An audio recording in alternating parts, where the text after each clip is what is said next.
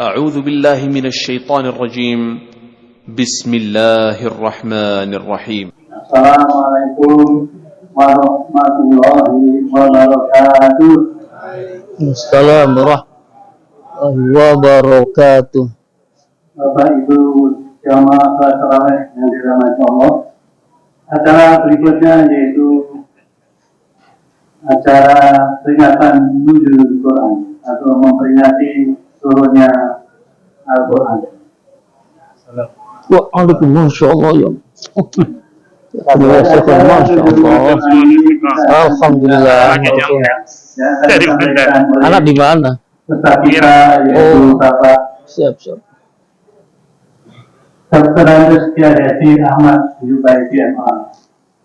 Beliau adalah Ketua Komisi Dakwah MUI Pusat. Beliau akan membawakan tema dengan hidup indah dengan Al-Quran. Itu mari kita silakan, dan kiranya apa yang beliau akan sampaikan kepada kita bisa memahami, mengerti, menghayati dan bisa mengamalkannya dalam kehidupan sehari-hari. Amin ya rabbal alamin. Nah, sebelum kita mendengarkan tausiah, saya sampaikan sebenarnya acaranya. Yang pertama itu pembukaan, yang kedua itu tausiah yang akan disampaikan oleh Bapak Kiai, kemudian dilanjutkan dengan doa bagi penutup pengajian kita ini. Demikian sebenarnya acaranya, dan insya Allah kajian ini akan berlangsung. Beliau ketua DKM yang di atas ini. Tidak ada DKM, Apa? Yayasan. Dia ketua yayasan. Namanya. Ini Pak Kirwahono. Kirwahono. Kalau Pak Ashar seperti apa? Pak Ashar bagian dakwah. Kajian kita ini mendapatkan keberkahan dari Allah Subhanahu wa Ta'ala. Tidak ada tindakan Allah dunia walikuli Boleh, Masya Allah. di berkati Al-Fatihah. A'udzubillahi minasyaitonirrajim. Bismillahirrahmanirrahim. Bismillahirrahmanirrahim. Alhamdulillahirabbil alamin. Ar-Rahmanir-Rahim. Maliki yaumiddin. Iyyaka na'budu wa iyyaka nasta'in. Ihdinas siratal mustaqim. Shiratal ladzina an'amta 'alaihim ghairil maghdubi 'alaihim waladdallin. Terima kasih. Selanjutnya kepada Bapak dari kami yang berkenan.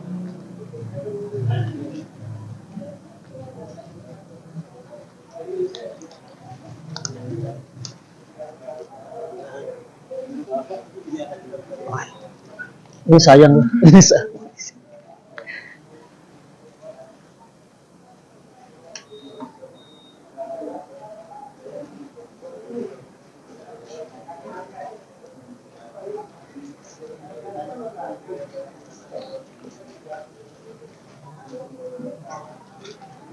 Bismillahirrahmanirrahim.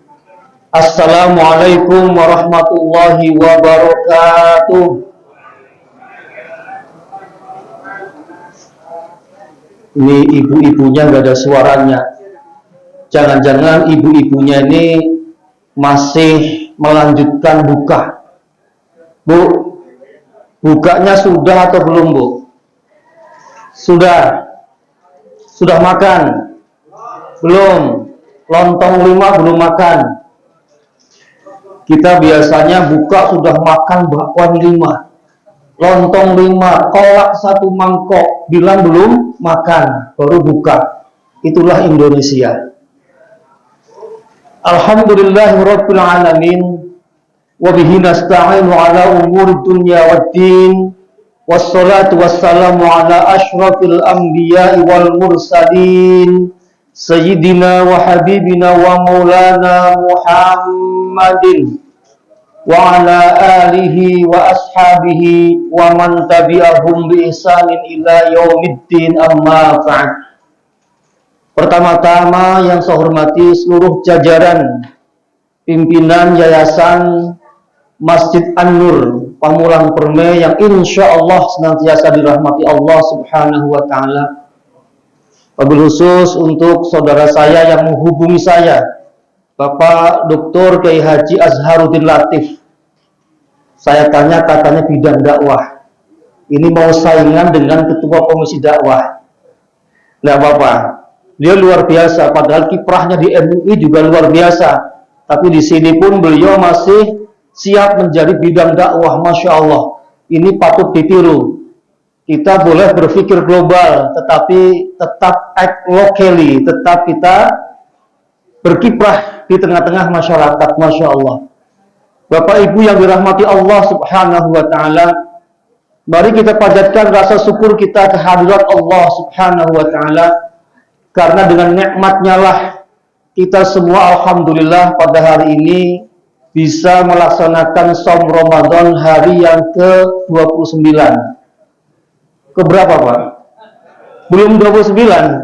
Masya Allah. Saya pikir 29 sudah mau lebaran. Ya, alhamdulillah dari senyum Bapak Ibu sekalian nampaknya masih sangat optimis. Puasa kita insya Allah bisa sampai akhir Ramadan dengan sebaik-baiknya. Amin ya Rabbal Alamin. Hari ini hari yang ke-16, besok 17. Karenanya malam hari ini kita semua melaksanakan peringatan Nuzulul Quran, yaitu turunnya Al-Quran. Sebelum saya membahas banyak hal pada malam hari ini, mungkin salah satu persepsi yang harus kita luruskan adalah tentang apa sih yang disebut dengan Nuzulul Quran itu sendiri. Ini di tengah-tengah masyarakat sering keder. Tahu keder nggak Pak? Bingung. Satu sisi katanya Al-Quran diturunkan pada malam Lailatul Qadar, tapi katanya malam Lailatul Qadarnya di atas tanggal 20, 10 hari terakhir di malam-malam yang ganjil. Bahkan hadis yang lain mengatakan malam 27. Tapi kok kita memperingati Nuzulul Quran pada tanggal 17 Ramadan. Lalu apa ini kaitannya? Kok janggal banget gitu ya. Kalau yang mungkin agak mengotak-atik janggal, kalau yang masa bodoh ya nggak ada masalah. Ya maaf muskilah, nggak ada masalah. Bapak Ibu yang dirahmati Allah Subhanahu wa Ta'ala, Al-Quran setelah difirmankan oleh Allah Subhanahu wa Ta'ala, maka Quran ini ada di Lauhil Mahfuz. Al-Quran ada di Lauhil Mahfuz, dan tidak ada yang bisa menjangkau Lauhil Mahfuz ini kecuali para malaikat. La yamassuhu illal mutahharun. Ini bagi para penafsir yang mengatakan di situ adalah Quran yang ada di Lauhil Mahfuz, maka yang bisa mencapai Quran yang ada di Lauhil Mahfuz itu hanya malaikat, yaitu malaikat Jibril. Tapi ini Quran belum turun ke Nabi Muhammad Sallallahu Alaihi Wasallam, masih di Lauhil Mahfuz. Lalu Quran turun pada malam Lailatul Qadar. Inna anzalnahu fi Lailatul Qadar.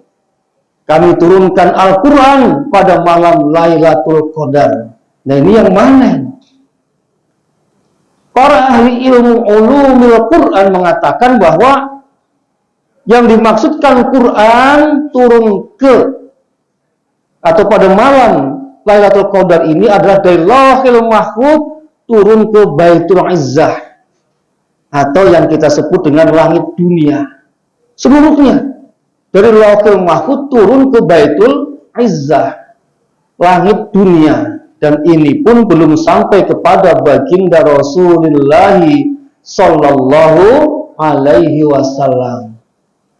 Dari Baitul Izzah inilah kemudian turun kepada Kanjeng Nabi Muhammad Sallallahu Alaihi Wasallam secara tadrijan, alias berangsur-angsur.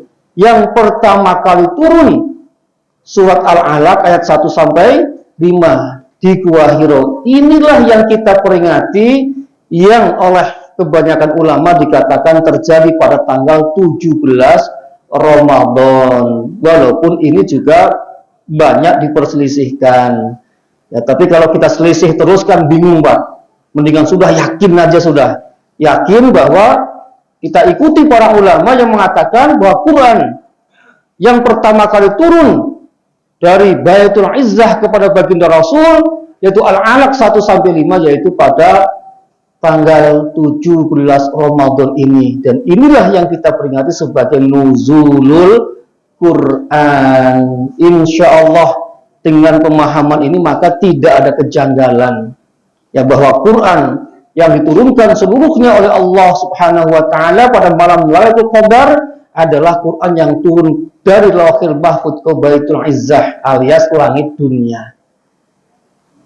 Bapak Ibu yang dirahmati Allah Subhanahu wa taala, kita harus berbangga dan bergembira karena Allah Subhanahu wa taala menurunkan Al-Quran kepada kita umat manusia setelah lama sekali zaman fatrah, zaman kekosongan, dari setelah Nabi Isa menyampaikan dakwahnya, kemudian Nabi Isa meninggal dunia, dan masa yang begitu lama itu manusia terombang-ambing, tidak ada lagi panutan, tidak ada lagi orang yang menunjukkan, dan bahkan sudah banyak kitab-kitab sebelumnya yang sudah mengalami banyak perubahan. Maka kemudian kita lihat sendiri bagaimana bangsa Arab pada waktu itu. Bangsa Arab sebelum turunnya Al-Quran, sebelum diutusnya baginda Rasulullah SAW, dari semua sendi hancur, dari semua segi tidak ada satupun yang akan membahagiakan umat manusia. Dari segi akidah, mereka akidahnya jelas sesat, nyembahnya berhala, nyembahnya api, nyembahnya bintang, nyembahnya bulan, nyembahnya patung. Dan manusia sudah semakin jauh dari Allah Subhanahu wa taala. Manusia dalam kesesatan. Ini dalam akidah. Belum lagi dalam akhlak. Akhlaknya sudah amburadul. Sudah nggak ada tuntunan. Sudah nggak ada pedoman lagi.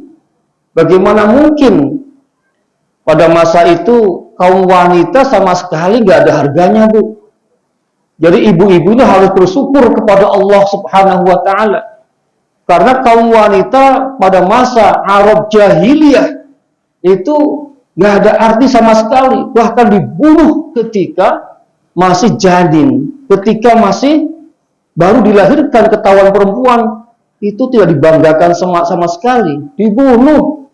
Mereka lebih suka dengan bayi laki-laki daripada bayi perempuan.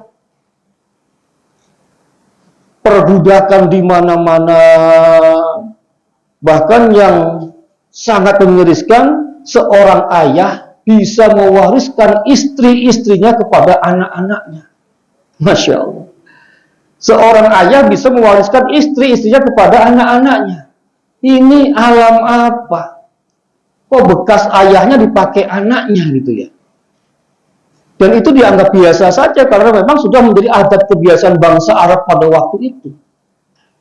Maka tentu hadirin rahimakumullah, dengan turun Al-Quran yang mana Allah tegaskan Quran ini hudal lil muttaqin, sebagai petunjuk bagi orang-orang yang bertakwa. Juga Quran sebagai furqan, pembeda antara yang hak dan yang batil. Dengan Al-Quran ini manusia ditunjukkan dalam kehidupan yang benar, kehidupan yang baik, kehidupan yang tertata, kehidupan yang membahagiakan, kehidupan yang meninggikan martabat kemanusiaan, baik laki-lakinya maupun perempuannya, semua ditinggikan martabatnya. Ini kita harus bersyukur kepada Allah Subhanahu wa taala. Andai tidak, kita tidak membayangkan hidup ini sudah seperti apa. Hadirin rahimakumullah, Allah Subhanahu wa taala melalui Al-Quran inilah kemudian meluruskan akidah yang salah. Kita dikenalkan dengan Allah Subhanahu wa taala dan dengan kepercayaan keimanan yang lainnya, yang penting lagi adalah bagaimana Quran kemudian memberikan optimisme kepada kehidupan kita semua. Kenapa optimisme? Karena kita diberikan janji bahwa hidup ini bukan hanya di dunia saja, tapi ada kehidupan yang lebih hakiki, yaitu kehidupan akhirat. Dan itu hak, itu ada sebuah kebenaran. Kalau orang-orang yang tidak percaya kepada akhirat, maka tentu kehidupannya adalah kehidupan yang dia nggak punya optimisme. Mau apa? Dia hanya mengejar dunia, dunia dan dunia saja. Dia berbuat baik pun hanya berharap kepada balasan kebaikan dunia. Dan itu pun dia nggak meyakini bahwa kebaikan itu datangnya dari Rabb, dari Tuhan yang Maha Kuasa, yang memberikan rezeki kepada kita. Semua dianggap dari dirinya sendiri. Oh, kehidupan yang seperti itu sungguh sangat kering sekali. Tapi kita, Allah berikan janji, walal akhiratu khairul laka minal ula. Kehidupan akhirat itu jauh lebih utama dibandingkan kehidupan dunia ini. Tapi ternyata sampai hari ini pun sesungguhnya keyakinan kita kepada akhirat masih penuh dengan tanda tanya, Bapak dan Ibu sekalian. Contohnya bulan Ramadan ini, baginda Rasulullah SAW sudah menjelaskan sedemikian detailnya tentang manfaat keutamaan bulan suci Ramadan ini. Jauh-jauh hari sebelum datang Ramadan, Nabi sudah mengingatkan dari bulan Sya'ban. Menjelang Ramadan, Rasulullah juga berkhutbah tentang keutamaan Ramadan, yang diantaranya adalah siapa yang menjalankan kewajiban maka akan dilipat gandakan menjadi 70 kali lipat pahalanya. Siapa yang mengerjakan yang sunnah-sunnah maka pahalanya dianggap sebagai sebuah kewajiban. Tapi ternyata kalau kita perhatikan masih banyak di antara kita yang belum yakin tentang ini. Sholat tarawih agak lama dikit sudah kesel tuh, hatinya kesel. Ya.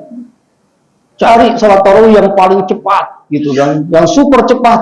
Kalau yang lama-lama kayaknya udah nggak betah banget. Malah tadi saya terima WA, ada foto, ada video, ya seorang imam karena suratnya panjang banget ditimpuk sandal sama jamaahnya. Saya nggak tahu di An-Nur ini begitu apa enggak. Insya Allah tidak. Insya Allah. Tapi kita lihat juga bagaimana jamaah sholat tarawih kita. Di hari pertama banyak banget, saya yakin tuh. Semua jamaah banyak di teras-teras, bahkan mungkin di tikar-tikar darurat banyak banget hari pertama. Hari kedua semakin susut, safnya mengalami kemajuan. Saya nggak tahu ya, apa yang dalam pikiran kita gitu loh. Kenapa terus nggak bersemangat? Saya melihatnya inilah kekurangan yakinan kita dengan hari akhirat, dengan Allah Subhanahu wa Ta'ala. Padahal janji Allah itu benar, dan Allah nggak pernah akan mungkin menulayani janjinya. Allah nggak akan mungkin mengingkari janjinya. Innallaha la yukhliful mi'ad. Tapi kenapa kita seringkali tidak yakin dengan itu semua, masih terperdaya dengan duniawi. Coba kalau di depan Pamulang Permai, misalnya ada pasar murah, baju-baju diskon 70%. Dari paling ujung Pamulang Permai sama paling depan datang semua, insya Allah. Iya kan? Nah, ini fenomena ini bukan hanya begitu, bukan hanya di sini. Saya nggak tahu di sini begitu apa enggak, saya nggak tahu. Mudah-mudahan enggak. Mudah-mudahan di Pamulang Permai ini masjidnya dari awal hingga akhir tetap penuh, insya Allah. Tapi di tempat saya nggak begitu, Pak. Pada awal Ramadan penuh, ya begitu sekarang sudah tinggal mungkin 30%. Yang lain pada kemana? Orang mana? Saya tanya, yang pada nggak ada, orang mana pindahan dari Pamulang Permai, katanya gitu. Inilah kita. Maka akidah yang Allah sudah luruskan itu mari kita syukuri. Dengan kita yakin kepada Allah Subhanahu wa Ta'ala dengan sebenar-benarnya, dan dengan melakukan amal ibadah dengan penuh keyakinan bahwa apa yang kita lakukan itu merupakan persiapan kita untuk mendapatkan kehidupan akhirat kelak yang bahagia. Jadi kalau kita di dunia bisa mempersiapkan rumah yang mewah, rumah yang bagus, mempersiapkan untuk putra-putri dan lain sebagainya, akhirat pun harus dipersiapkan. Nah, karena itu keyakinan inilah yang mestinya kita bangun terus, bahwa ibadah kita kepada Allah Subhanahu wa taala adalah hal yang sesungguhnya, bukan yang main-main. Maka Ramadan ini harapan kami semua, mudah-mudahan kaum muslimin ya seharusnya semakin bertambah hari, mestinya semakin bertambah banyak jamaahnya, karena diskon dari Allah semakin besar. Coba kalau kita dapat malam Lailatul Qadar, malam di mana siapapun yang bisa beribadah pada malam Lailatul Qadar, maka dia seperti beribadah selama 1000 bulan. Masya Allah, 1000 bulan. Itu kalau kita hitung dengan tahun, kira-kira 83 tahun. Dapat sekali saja kita dapat beribadah selama 83 tahun. Itu sekali saja. Padahal umur kita belum tentu sampai 83 tahun. Belum tentu. Tapi mungkin para masyayikh ya, yang di sini banyak kali 80 tahunan insya Allah. Ini harus bersyukur Bapak Ibu sekalian yang sudah 80 tahun. Kalau orang zaman dulu memang umurnya lumayan panjang-panjang, sehat-sehat. Tapi anak-anak muda sekarang ini nampaknya banyak makan makanan yang mengandung kolesterol lah, ini itulah, kimia lah. Jadi banyak anak muda juga yang umurnya ya 50-an sudah wassalamualaikum gitu ya. Mudah-mudahan saya doakan yang semua di masjid ini umurnya panjang dan manfaat. Insya Allah kalau mati insya Allah dimasukkan dalam surganya Allah Subhanahu wa taala. Allahumma amin ya rabbal alamin. Hadirin rahimakumullah.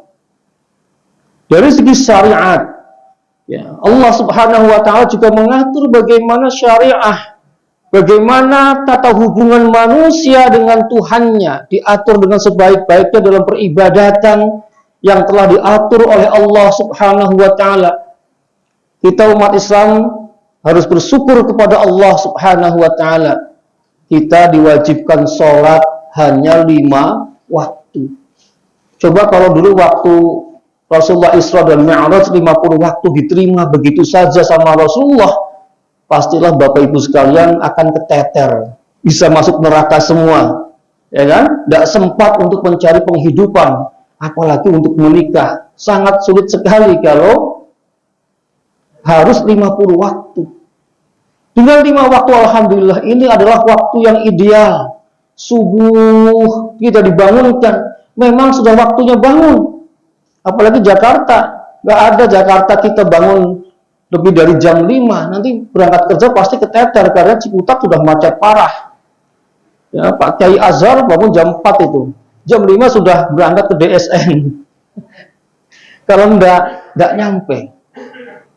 Jadi kita bersyukur kepada Allah Subhanahu wa taala. Waktu zuhur dikala kita sudah mulai capek, mulai lelah, disuruh sholat, muka kita disucikan, dibersihkan, dibasuh dengan air yang jernih, air yang segar, Masya Allah. Apalagi lagi puasa, ya Pak, lagi puasa siang-siang wudhu, Masya Allah, seger banget. Makanya anak-anak ada yang sekalian minum wudhunya, saking dahaganya gitu ya. Nah ini luar biasa. Waktu asar menjelang sore kita pun sudah mulai lelah, dan itu waktu di mana kita akan mulai kembali ke rumah. Itu pun kita disuruh untuk sholat asar. Sangat tepat sekali waktunya. Hadirin rahimakumullah. Syariah Islam adalah syariat yang sangat memperhatikan kemampuan daripada umat manusia. Tidak ada satupun syariat Islam yang memberatkan manusia, itu enggak ada. Yuridullahu bikumul yusra wa la yuridu bikumul usra. Allah menghendaki kalian semua dalam kemudahan. Allah tidak menghendaki kalian terjatuh ke dalam kesulitan. Puasa susah Ustaz, susah kata siapa? Puasa anak 6 tahun saja sekarang sudah banyak yang insya Allah bisa menjalankan puasa dari mulai subuh sampai maghrib, banyak itu. Kalau ada orang tua yang dewasa sudah mulai nggak kuat padahal tidak sakit, ini patut dipertanyakan. Dan kita bersyukur adanya ibadah puasa ini. Coba kalau tidak, kita ini kan paling susah mengontrol makanan. Apalagi zaman sekarang di mana-mana yang tren itu kuliner, pamulang apalagi, ya. Begitu keluar Pamulang Permesa tinggal pilih mau masuk yang mana. Dari mulai Padang sampai yang Eropa ada semua. Nah, itu semua kan mengandung hal-hal yang bisa membuat kita sakit, ada kolesterol, ada apa macam-macam ya. Kebanyakan makan nasi juga bisa sebabkan kita gulanya meningkat, berat badan kita semakin meningkat, sementara olahraga kurang. Nah, dengan puasa kita 1 bulan ini, Masya Allah, bagi orang dewasa tentu merasakan betul manfaatnya untuk kesehatan. Maka betul apa yang dikatakan Kanjeng Nabi Muhammad SAW, sumu tasihu, berpuasalah maka kamu akan sehat. Ini walaupun hadisnya katanya lemah, tapi ini benar. Orang berpuasa itu akan tambah sehat. Ya, kita bisa mengurangi makan kita, mengurangi konsumsi makan kita. Nasinya dikurangi. Ini yang bikin masalah puasa-puasa masih kebendutan kan karena apa? Ya tadi itu udah makan lontong 5 tambah nasi 1 piring. Ya gimana mau mengurangi berat badan? Saya alhamdulillah kalau Ramadan berat badan saya bisa kurang 5 kiloan. Tapi habis Ramadan 10 kilo nambah lagi. Nah, itu repotnya. Bapak Ibu yang dirahmati Allah Subhanahu wa taala. Syariat Islam yang Allah berikan kepada kita ada syariat yang sangat indah. Syariat yang membuat kita hidup dalam kebaikan dan kemaslahatan. Tadi bidang ibadah, sekarang coba muamalah. Ini muamalah ini ahlinya Pak Azhar ini. Yang ngatur haram-harumnya bunga itu Pak Azhar. Mana praktek keuangan syariah yang melanggar syariat apa bukan itu Pak Azharuddin Latif. Ketok palunya beliau semua. Masya Allah ya, kita bangga di masjid ini ada seorang profesor di bidang muamalah. Insya Allah. Indah sekali hidup kita disuruh tanpa bunga. Wa ahalallahu bai'a wa harrama riba. Allah nyuruh hidup kita terbebas dari bunga, terbebas dari rente dan lain sebagainya. Ini indah sekali. Hidup yang sangat mensejahterakan dan juga melindungi kita semua dari berbagai hal yang bisa terjatuh ke dalam kemadharatan. Coba. Praktek bunga di mana-mana menyebabkan kita menjadi sengsara. Coba teman-teman kita yang terlibat dengan pinjol yang ilegal, Masya Allah, mereka hutang 500.000 karena nggak bisa bayar dalam waktu singkat bisa 5 juta, tambah nggak bisa bayar. Ini Pak Azhar juga yang ngawasi. Jadi sekarang seperti itu. Tapi kalau kita kembali kepada syariah, insya Allah semua diatur dengan baik. Karena muamalah, karena praktek akad, praktek hubungan antara manusia dengan manusia ini harus menimbulkan kemaslahatan, menimbulkan kebaikan pada kehidupan umat manusia, bukan saling menzalimi. Nah, inilah syariat Islam, betapa indahnya, betapa kita diberikan sebuah kehidupan yang baik di dunia ini, dilindungi dari berbagai hal yang menyebabkan kita terjatuh kepada kesengsaraan. Belum lagi akad nikah, Masya Allah. Bisa dibayangkan kalau kita ini tidak disyariatkan akad nikah, bisa kayak apa kehidupan ini? Wong sudah ada akad nikah saja, masih banyak yang melanggar syariat. Yang muda-mudi, yang berzina banyak, yang sudah punya pasangan tak kalah banyaknya. Nah itu, sudah punya pasangan masih berzina. Na'udzubillah min dzalik. Kenapa? Karena dia jauh dari Allah Subhanahu wa taala. Dan ditanyakan saja kepada bersangkutan, apakah kehidupan seperti itu membahagiakan? Pasti tidak. Apakah memuaskan? Pasti tidak. Padahal dia sudah mungkin yang merasa enak, secara zahiri enak.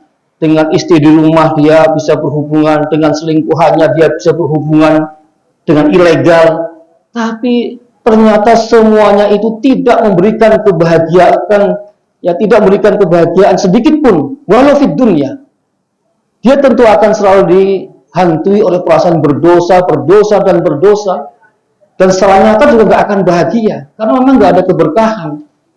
Tapi insya Allah, kalau kita hidup mengikuti syariat Islam, kita komitmen dengan pasangan kita yang sah, fa insya Allah hidup bahagia.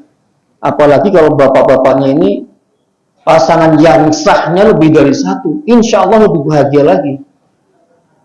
Berani Pak.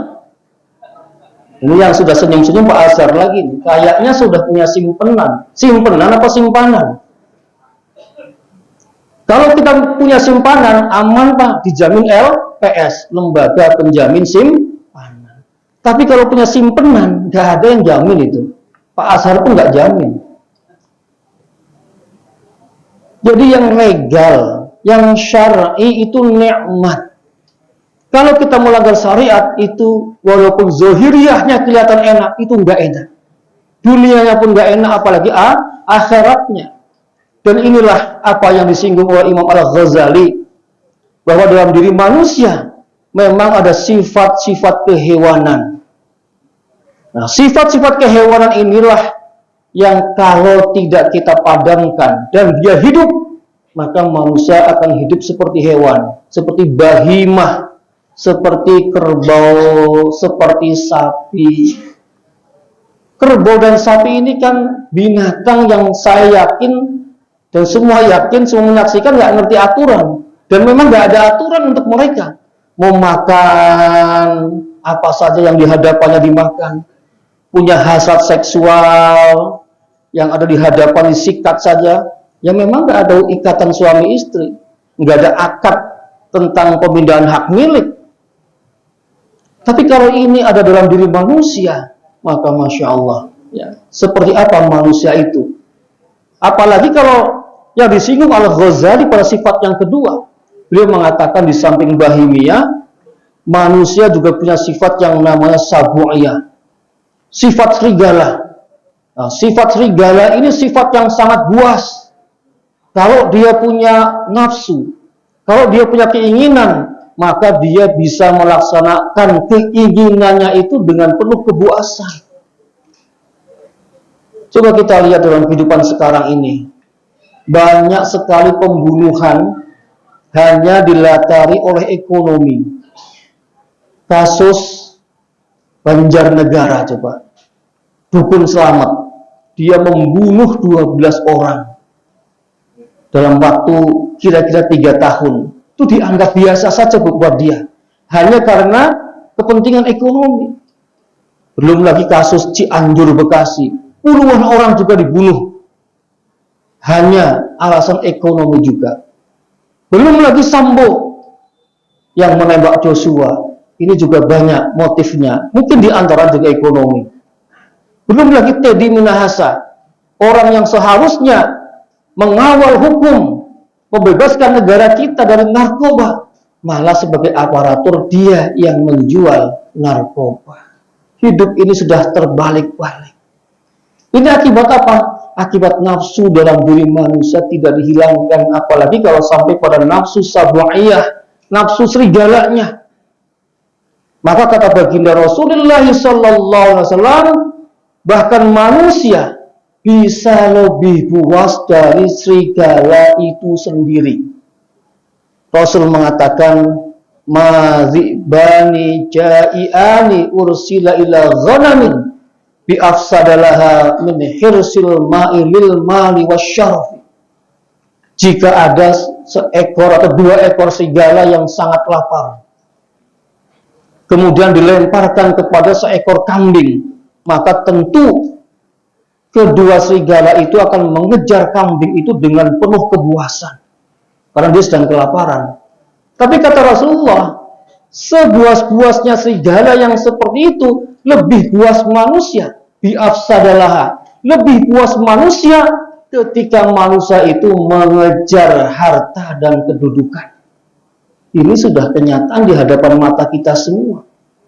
Ketika nafsu sabu'iyah sudah masuk dalam diri kita, maka kita sudah gak pandang bulu lagi. Yang penting kepentingannya terlaksanakan, tercapai, hasrat ekonominya terpenuhi. Bodoh amat bunuh orang, bodoh amat menyiksa orang, bodoh amat menelantarkan rakyat. Inilah hadirin rahimakumullah. Dan ada satu sifat lagi kata Imam Al-Ghazali, yaitu sifat syaitoniyah, sifat kesetanan. Kalau sudah kesetanan ini, manusia pun ketika ingin menyalurkan hasrat keinginannya, dia bisa mengadu domba, orang bisa berantem, orang bisa bertempur hanya karena kepentingannya. Dia mengadu domba orang, dia membuat permusuhan di mana-mana hanya supaya dia tercapai kepentingannya. Na'udzubillah min dzalik. Inilah kalau sifat-sifat ini ada dalam diri manusia, maka tentu manusia akan sangat merusak. Dan itulah gambaran dari manusia yang hidupnya tanpa panduan Al-Quran, dari manusia yang hidupnya jauh dari Al-Quran. Padahal jelas Quran itu hudal lil muttaqin. Dan dalam ayat yang lain dikatakan syahrul ramadhan allazi unzila fihil Quran hudal linnasi wa bayyinatin minal huda wal furqan. Sebagai petunjuk kehidupan dan sebagai pembeda antara yang hak dan yang batil. Yang hak itu bayyinun, yang hak sudah jelas. Al-batilu bayyinun, yang batil juga sangat sudah jelas sekali. Yang enggak jelas itu otak kita, nafsu kita. Makanya kemudian kehidupan kita menjadi kehidupan yang seperti binatang. Makanya Allah katakan, kalau perilaku manusia seperti itu, maka ulaika kal an'am, manusia bisa seperti binatang. Balhum adol, kata Allah Subhanahu wa taala. Bahkan manusia bisa lebih dulu dari binatang itu sendiri. Na'udzubillah min dzalik. Itulah gambaran. Kalau kita hidup tanpa naungan Al-Quran, kita bisa sepertinya kelihatannya kita kaya raya, kelihatannya kita mulia, kelihatannya punya kedudukan yang sangat tinggi, tapi semuanya itu hanya fata morgana yang kalau Allah mau Allah cabut, maka dalam sekejap pun semua itu akan hancur, dan kehormatan yang fata morgana itu akan menjadi kehinaan. Dan ini sudah kita saksikan bersama. Dan Allah pun sudah janji bahwa semua kebatilan maka pasti akan terkuat, maka pasti akan terbongkar. Wa qul ja'al haqqu wa zahaqal batil innal batila kana zahuqa. Kebatilan pasti akan terungkap. Karena kebenaran adalah datangnya dari Allah Subhanahu wa taala, dan yang akan mengungkap Allah Subhanahu wa taala itu sendiri.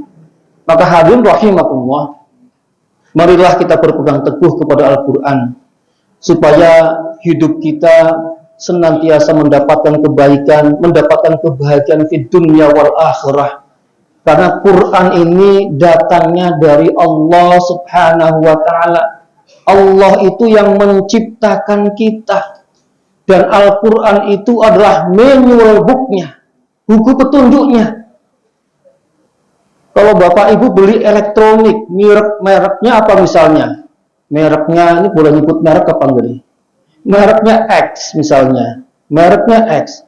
Kemudian buku petunjuknya B misalnya, ya nggak matching. Wong mereknya X, buku petunjuknya B, nggak matching. Yang matchingnya kalau kita beli elektronik merek X, buku petunjuknya adalah buku petunjuk merek X, jadi matching. Kita juga sama, kita diciptakan oleh Allah Subhanahu wa taala, dan kita bertebaran di atas bumi ini, diberikan kehidupan, banyak tantangan dalam kehidupan ini. Bahkan Allah katakan imma syakira wa imma kafura, ada yang iman, ada yang kafir. Tapi Allah menghendaki kita semua kembali kepada Allah dalam keadaan yang baik, dalam keadaan mukmin, supaya mendapatkan surganya Allah Subhanahu wa taala. Tapi kenyataannya banyak tantangan. Nah ini supaya kita bisa kembali ke jalan Allah dan kembali ke surganya Allah, maka kehidupan ini harus mengikuti petunjuk Allah Subhanahu wa taala, yaitu Al-Qur'an itu sendiri sebagai manual booknya, sebagai buku petunjuknya. Mudah-mudahan kita semua senantiasa mendapatkan petunjuk dari Allah Subhanahu wa taala. Mudah-mudahan kita semua termasuk orang-orang yang mendapatkan hidayah, inayahnya, dan yang cinta kepada Allah dengan yang cinta-cintanya. Dan pada akhirnya mudah-mudahan kita semua istiqamah, mendapat maghfirah dari Allah, dan nantinya ketika meninggal dunia insya Allah akan masuk ke dalam surganya Allah Subhanahu wa taala. Mungkin itu sedikit sharing. Saya tidak berani tausiah. Ada Syekh Azhar, kalau bilang tausiah saya kualat nanti. Kita sharing saja. Mudah-mudahan bermanfaat untuk kita semua. Kalau ada kesalahan mohon dimaafkan. Insya Allah kita semua di bulan Ramadan ini akan dapat melaksanakan sampai akhir Ramadan, dan insya Allah pada Idul Fitri nanti kita termasuk hamba-hamba Allah yang suci lahir batin, kharaja min zunubihi kayaumin waladathu ummuhu, yang kita keluar dari dosa kita itu seperti bayi yang baru lahir dari rahim ibunya. Allahumma amin ya rabbal alamin. Demikian, billahi taufiq wal hidayah. Wallahul muwaffiq ila aqwamit thoriq. Wassalamualaikum warahmatullahi wabarakatuh. Minum dulu.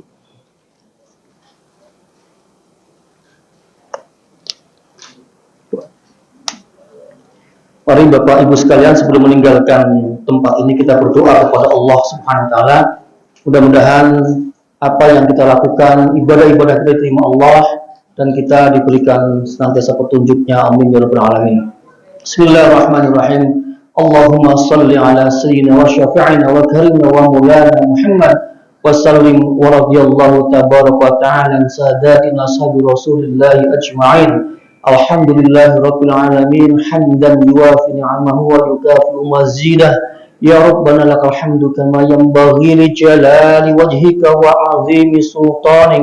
Allahumma salli ala sayyidina Muhammad salatan tunjina biha min jamil ahwali wal afat wa taqdilana biha min jamil hajat wa tutahhiruna biha min jamil sayyiat wa tarfa'una biha indaka 'ala darajat wa tuballighuna biha aqsal ghayat min jamil khairati fil hayati wa ba'dal mamat. Allahumma aslih lana dinana alladhi wa ismatu amrina wa aslih lana dunyana allati fiha ma'ashuna wa aslih lana akhiratana allati ilaiha ma'aduna waj'al hayata ziyadatan lana fi kulli khair waj'al mauta rahatan lana min kulli syarr bi rahmatika ya arhamar rahimin. Allahumma rabbana hab lana min azwajina wa dhurriyyatina qurrata a'yun waj'alna lil muttaqina imama. Rabbana ij'alna muqimas salati wa min dhurriyyatina rabbana wa taqabbal du'a.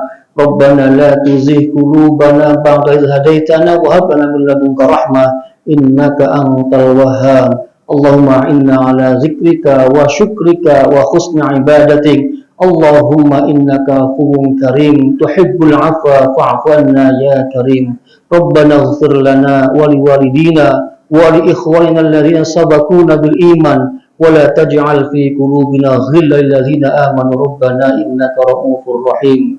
Rabbana atina fid dunya hasanah wa fil akhirati hasanah wa qina adzabannar.